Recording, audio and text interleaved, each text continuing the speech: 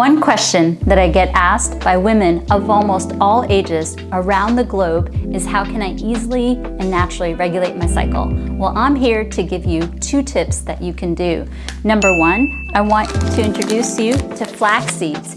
You can have 2 tablespoons in your yogurt or smoothies or whatnot, or you can take 2 tablespoons and soak them in an 8-ounce glass of water, either for 30 minutes or a couple of hours or overnight, and then strain the flax seeds and then drink the water. But I want you to do this daily till you get 3 consistent cycles.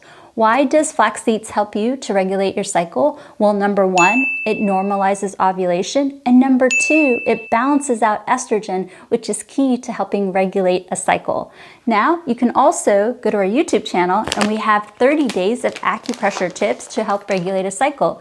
Let me introduce to you an acupressure point on the ear, right on the 2nd spot in the ear, right here on this point. And what I want you to do is to follow along with me for the next minute. We're going to do it for regulating the cycle. Now, why does this acupressure point help regulate the cycle? Well, this is one of the calmest, most relaxing points in the entire body.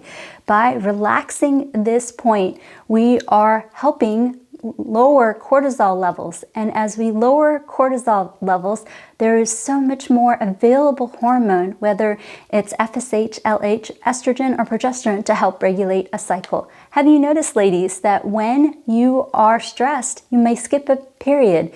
And this is body's natural way of protecting the body so that a baby can't happen during that time. So do consider, when you are stressed, consider this acupressure point. I want you to do this acupressure point a couple minutes, couple times a day till you get 3 regular cycles. Of course, consult with your physician, but keep these tips in mind. They will put your mind and a body in a better state to help you to be your best self as a woman here on the planet.